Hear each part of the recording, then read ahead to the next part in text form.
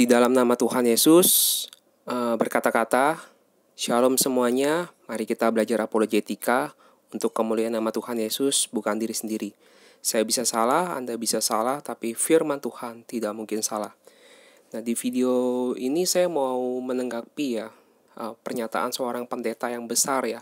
Saya nggak perlu sebut namanya karena tujuan saya bukan untuk menjatuhkan nama baik seorang pendeta atau apapun.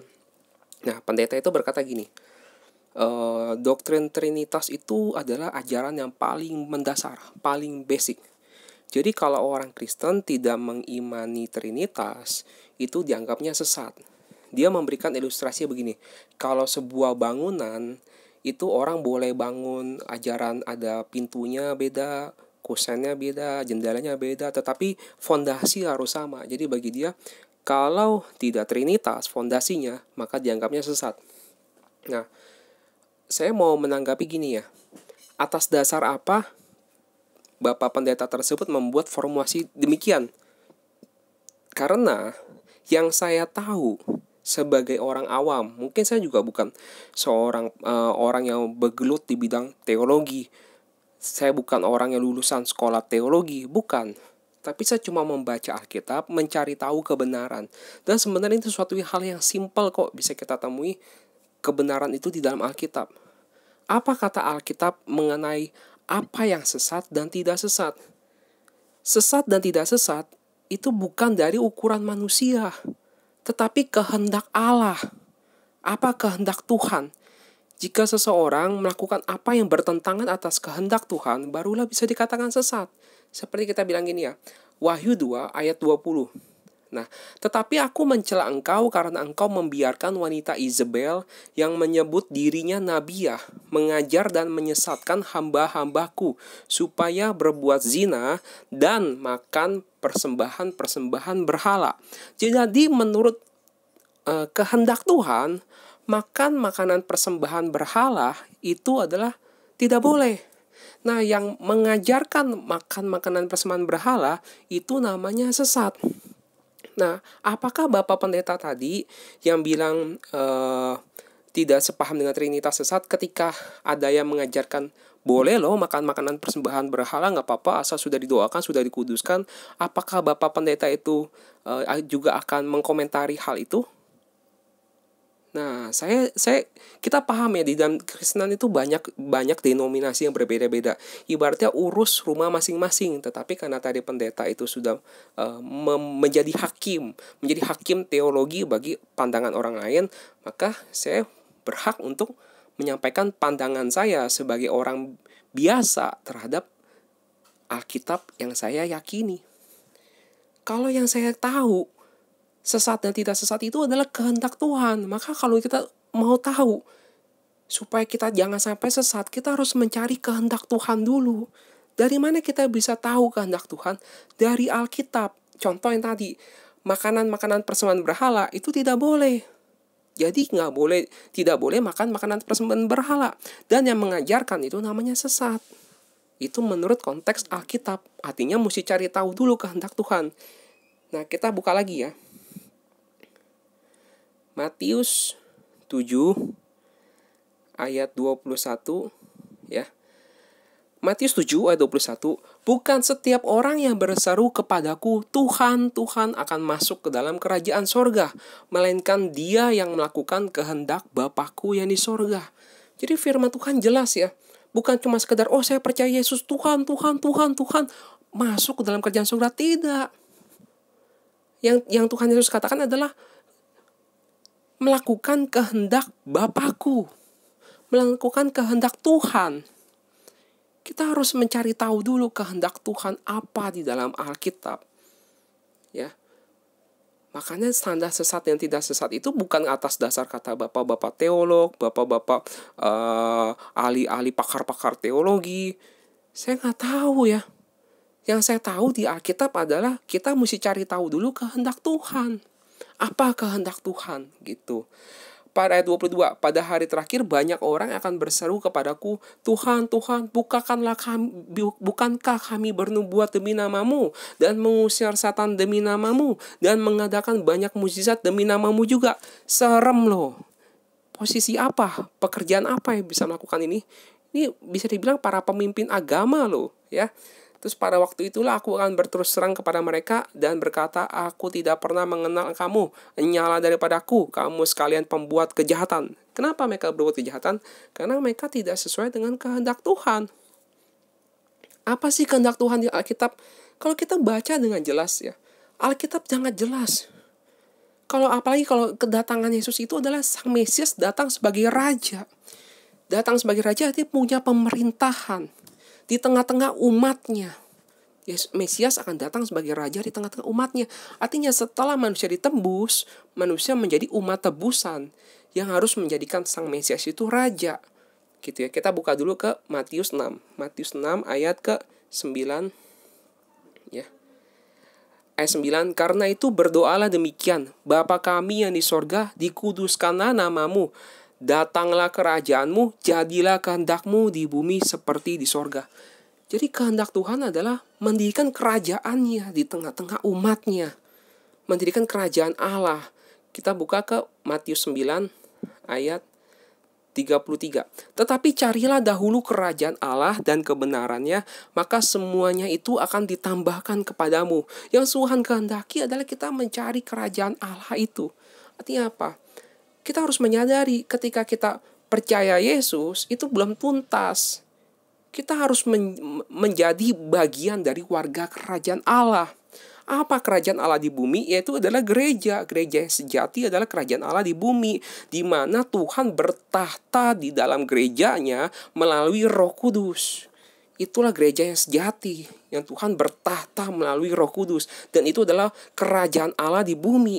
Dan juga nanti akan kerajaan Allah di sorga, akan dibawa umatnya. Ketika kita dibaptis, kita menjadi bagian dari warga kerajaan Allah dengan baptisan yang sejati yang disertai oleh Roh Kudus. Maka ketika kita sudah dibaptis, kita menjadi warga kerajaan Allah, status kita adalah menjadi umat tebusan. Kita buka ke 1 Korintus 6 ayat 20 ya.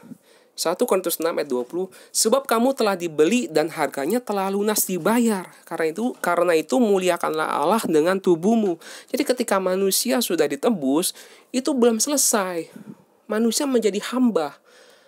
Kita menjadi barang, kita menjadi sesuatu yang dimiliki. Kita ada barang yang sudah dibeli, barang yang sudah ditebus oleh darah Yesus. Dan kita menjadi umat tebusan, menjadi warga kerajaan Allah.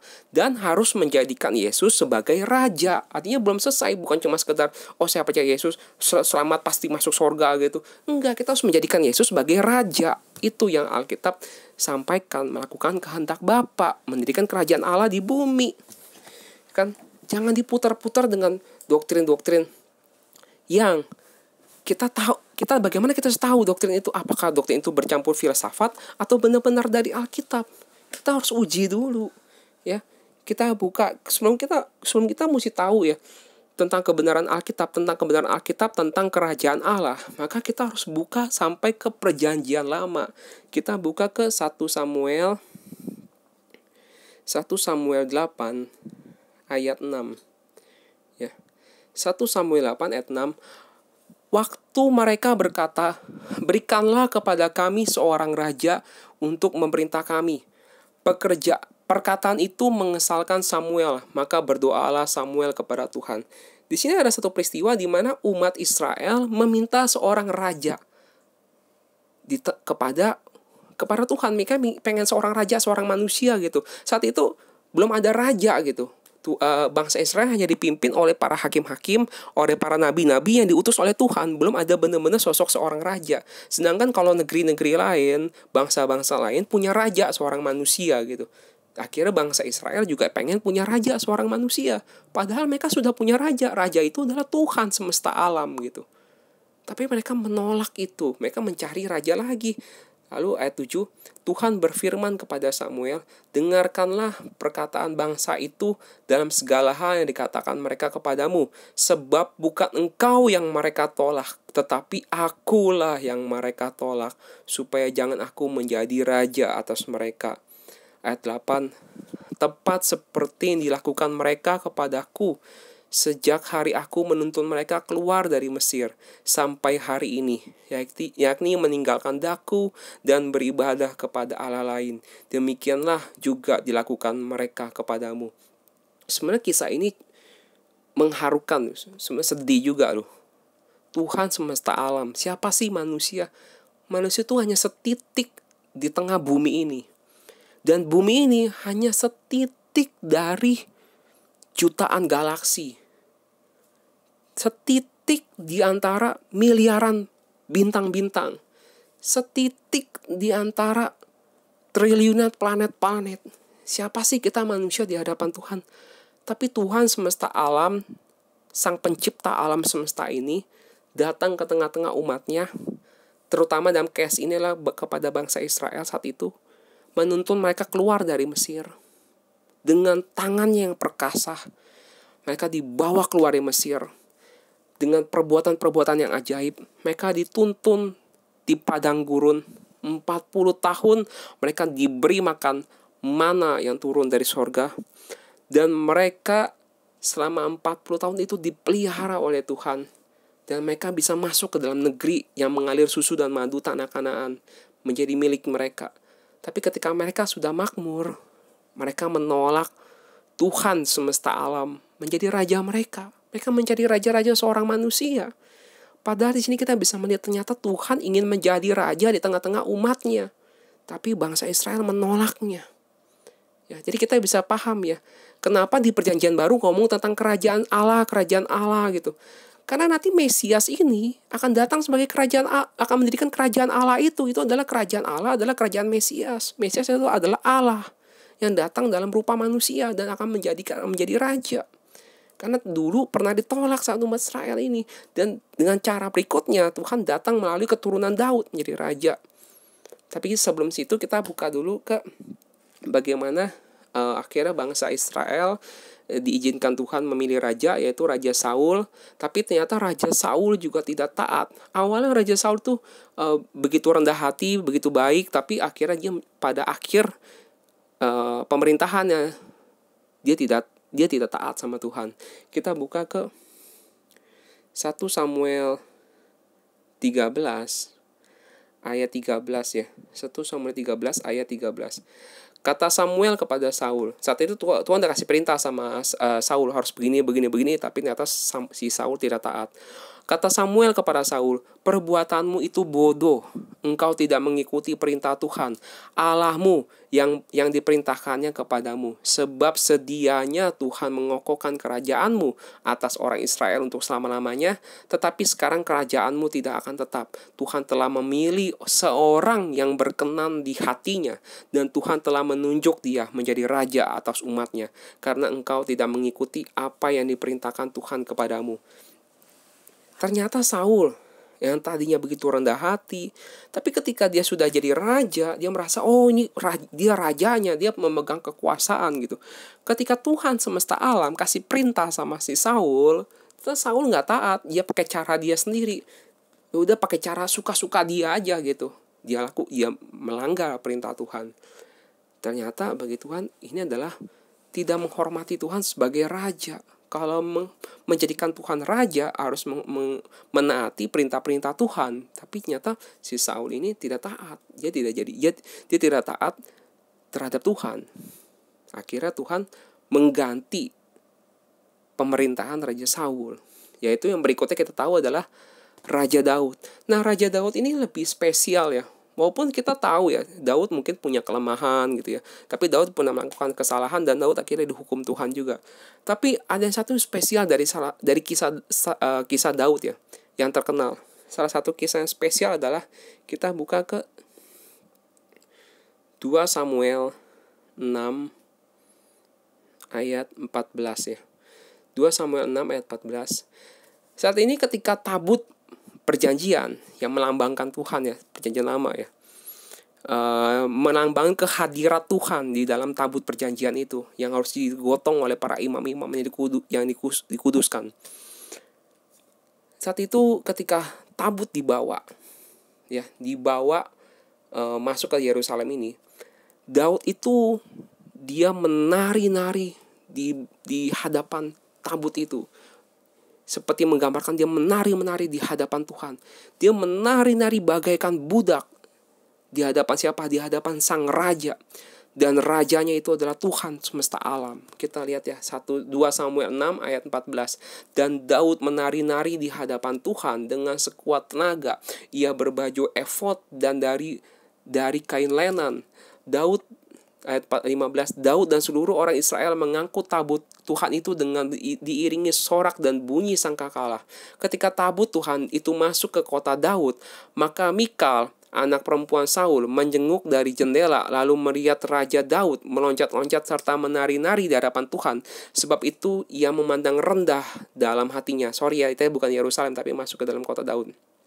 Nah, ketika tabut Tuhan itu tabut Tuhan itu dibawa masuk lalu diletakkan di tempatnya di dalam kemah yang dibentangkan Daud untuk itu. Kemudian Daud mempersembahkan korban bakaran dan korban keselamatan di hadapan Tuhan. Kalau kita langsung maju lagi ke ayat 20, ketika Daud pulang untuk memberi salam kepada seisi rumahnya, maka keluar Mikal binti Saul mendapatkan Daud.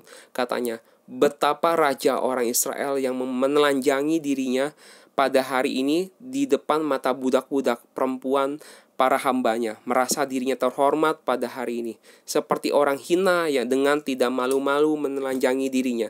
Lalu berkatalah Daud kepada Mikal, di hadapan Tuhan yang telah memilih aku dengan menyisihkan ayahmu dan segenap keluarganya untuk menunjuk aku menjadi raja atas umat Tuhan, yakni atas Israel, di hadapan Tuhan aku menari-nari, bahkan aku akan menghinakan diriku lebih daripada itu. Engkau akan memandang aku rendah, tetapi bersama budak-budak perempuan yang kau katakan itu, bersama-sama dengan mereka lah aku mau dihormati. Mikal binti Saul tidak mendapat anak sampai hari matinya. Jadi Mikal ini adalah putri Saul yang dinikahi sama Daud.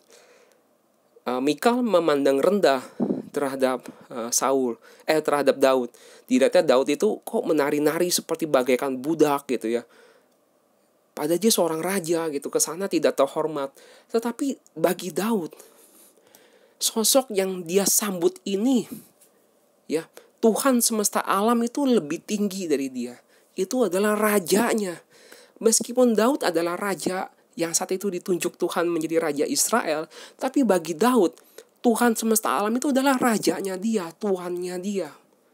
Nah, di sini kita bisa melihat hati seorang hamba menjadikan Tuhan benar-benar rajanya dia. Kalau kita ambil satu cuplikan video ya, saya cuma kasih satu video ilustrasi ya, supaya teman-teman bisa merasakan gambarannya seperti apa saat Daud memasuki kota itu dengan dia menari-nari.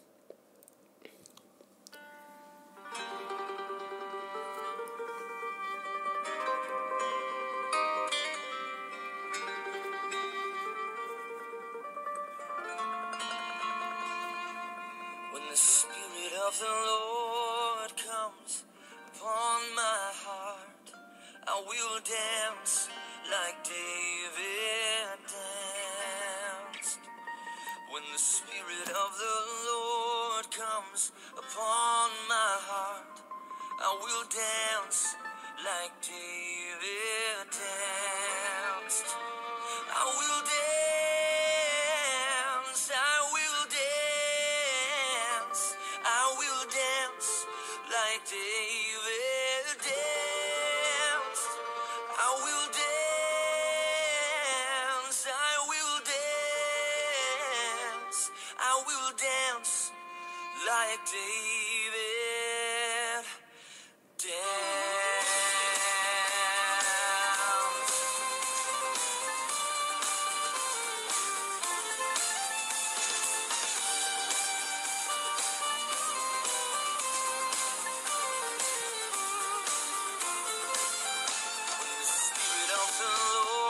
Upon my heart, I will dance like David danced. When the Spirit of the Lord comes upon my heart, I will dance like David danced. And I will dance, I will dance, I will dance like David danced. I will dance, I will dance, I will dance like David danced.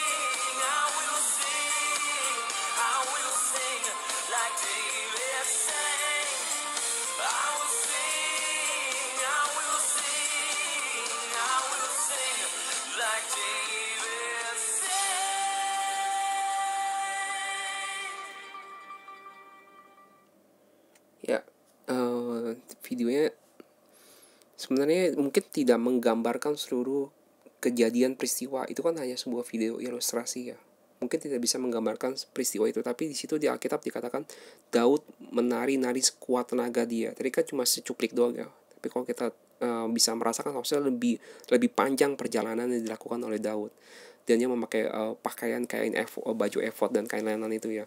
Jadi dia menari-nari bagaikan budak ya.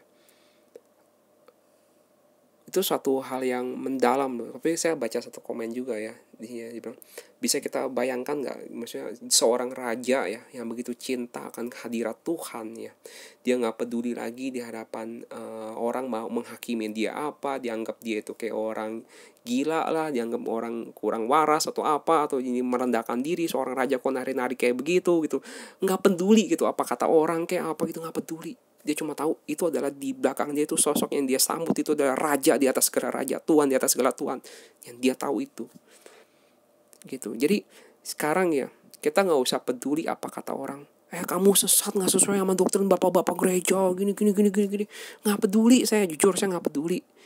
Yang saya tahu Alkitab, kita cari tahu kehendak Tuhan menurut Alkitab, dan Tuhan ingin menjadi raja. Pada akhirnya Tuhan bilang dari keturunan Daud akan muncul Sang Mesias, anak Allah yang hidup. Ya. Dan Sang Mesias ini adalah raja itu. Dia akan datang kerajaan Allah. Sang Mesias akan bertahta dalam kerajaan Allah. Datanglah kerajaanmu, jadilah kehendakmu di bumi dan di surga. Kerajaan Tuhan di bumi adalah gerejanya. Tuhan ingin mendirikan kerajaan Allah. Dan umat-umat adalah umat-umat tebusan, umat-umat yang dibeli oleh darah Yesus dan menjadi warga kerajaan Allah. Dan melakukan pekerjaan untuk kerajaan Allah. Menjadikan Yesus adalah raja. Gereja yang disertai oleh Roh Kudus itu adalah kerajaan Allah. Ya, gak usah peduli apa kata orang. Oh, kamu dikatakan sesat lah, apalah, gak sesuai inilah. Alkitab yang kita pegang. Kita gak peduli apa kata filsafat itu, filsafat ini. Baca Alkitab tuh bukan pakai filsafat. Kita harus mohon rendah hati, merendahkan hati kita, baca Alkitab, mencari tahu kehendak Tuhan. Apa yang Tuhan kehendaki adalah kerajaan Allah. Tuhan semesta alam menjadi raja di tengah-tengah umatnya. Semoga video ini bisa memberkati kita semua. Haleluya. Amin.